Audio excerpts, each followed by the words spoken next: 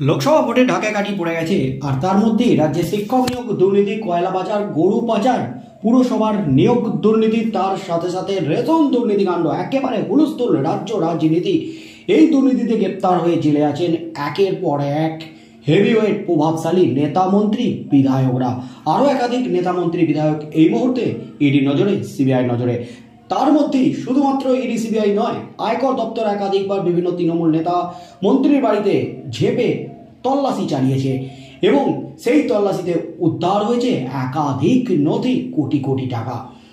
শিক্ষক নিয়োগ দুর্নীতিকাণ্ডে গ্রেপ্তার হয়ে জেলে আছেন প্রাক্তন শিক্ষামন্ত্রী পার্থ চ্যাটার্জি, হেভিওয়েট পার্থ চ্যাটার্জি। রেশন দুর্নীতিকাণ্ডে কোটি কোটি, হাজার হাজার কোটি টাকার দুর্নীতি, বিদেশে পাচার, গ্রেপ্তার হয়ে জেলে আছেন রাজ্যের হেভিওয়েট মন্ত্রী জ্যোতিপ্রিয় মল্লিক।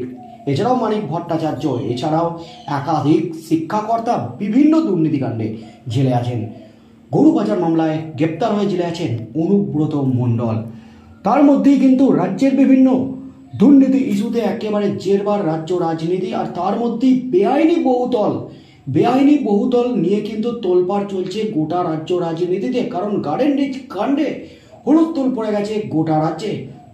গার্ডেন রিচে বেআইনি বহুতল ভেঙে 10 জনের মৃত্যু, আর তা নিয়ে কিন্তু কাঠগড়ায় তুলেছিলেন বিরোধীরা রাজ্যের পুরমন্ত্রী ফিরহাদ হাকিমকে। শুধুমাত্র বিরোধীরা নয়, তার সাথে সাথে শাসক দলের নেতারাও, মন্ত্রীরাও কিন্তু মেয়র ফিরহাদ হাকিম সহ তৃণমূলের কাউন্সিলরদের উপরই দায় চাপিয়েছেন। আর তার মধ্যেই কিন্তু এবার আয়কর দপ্তরের রিপোর্টে তোলপাড় পড়ে গেল রাজ্য রাজনীতিতে। লোকসভা ভোট ঘোষণা হওয়ার সাথে সাথে রাজ্যে লোকসভা ভোটে নির্বাচন কমিশন কাজে লাগিয়েছে আয়কর দপ্তর এবং ইডিকে রাজ্য থেকে কালো টাকা উদ্ধারে। কারণ ভোটের আগেই রাজ্যে কালো টাকার রমরমা চলে এবং কালো টাকা দিয়ে ভোট কেনার চেষ্টা করে বিভিন্ন রাজনৈতিক দলের নেতারা। শুধুমাত্র পশ্চিমবঙ্গ নয়, একাধিক রাজ্যে এই রমরমা কালো টাকা উদ্ধারেই কিন্তু ইডি সিবিআই এবার নির্বাচন কমিশনের সাথে যুক্ত হয়েছে। ইডি সিবিআই এবং আয়কর দপ্তর, তার মধ্যেই কিন্তু এবার আয়কর দপ্তরের রিপোর্টে তোলপাড় পড়ে গেল রাজ্য রাজনীতিতে। রাজ্যের অন্তত 550 তৃণমূল নেতা নেত্রীর সঙ্গে বেআইনি নির্মাণ যোগের অভিযোগ। আয়কর দপ্তরের রিপোর্টে কিন্তু রীতিমতো হইচই লোকসভা ভোটের আগে রাজ্য রাজনীতিতে। একেবারে 550 জন তৃণমূলের নেতা নেত্রী বেআইনি লেনদেনের সাথে জড়িত, এমনই কিন্তু বিস্ফোরক রিপোর্ট এবার ইনকাম ট্যাক্স আধিকারিকদের। লোকসভা নির্বাচনের আগে চরম অস্বস্তিতে, চরম ফ্যাসাদে কালীঘাট। এখনো পর্যন্ত রাজ্যের বিভিন্ন নির্মাণ সংস্থার সঙ্গে প্রায় 550 তৃণমূল নেতার বেআইনি লেনদেনের যোগ পাওয়া গেছে বলে আয়কর দপ্তর সূত্রে খবর। ওই সূত্রের দাবি, তাদের মধ্যে কয়েকজন নেতাদের আয়ের সঙ্গে সঙ্গতিহীন সম্পত্তি ও বেআইনি আর্থিক লেনদেনের নথিও উদ্ধার হয়েছে। কয়েকদিন আগেই রাজ্যের বিদ্যুৎ মন্ত্রী অরূপ বিশ্বাসের ভাই স্বরূপের নিউ আলিপুরের ফ্ল্যাটে 70 ঘন্টা তল্লাশি চালিয়েছিল আয়কর দপ্তর। তাদের সূত্রে দাবি, দুর্নীতির টাকা বিনিয়োগ করা হয়েছে একাধিক নির্মাণ সংস্থায়। তার সঙ্গে জড়িয়ে রয়েছে তৃণমূলের নেতা স্বরূপের নাম। এবার একাধিক বৃহৎ নির্মাণ সংস্থার বেআইনি আর্থিক লেনদেনের মামলায় বুধবার সকাল থেকে বন্দর এলাকায় আরেক তৃণমূল নেতা মোহাম্মদ আলমের মোমিনপুরের বাড়ি ও চেতলাহাটের অফিসেও তল্লাশি চালাতে শুরু করেছে আয়কর দপ্তর। বৃহস্পতিবার রাত পর্যন্ত সেই তল্লাশি চলেছে। জিজ্ঞাসাবাদ করা হয়েছে তাঁকে এবং তার পরিবারের সদস্য ও অফিস কর্মচারীদের। আয়কর অফিসারদের সূত্রের দাবি, ওই নেতার মোবাইলের সমস্ত তথ্য যাচাই করা হচ্ছে। বৃহস্পতিবার এক আধিকারিক বলেন, আলমের বাড়িতে বুধবার সকাল থেকে তল্লাশির পর রাতে কয়েক ঘন্টা বিরতি ছিল।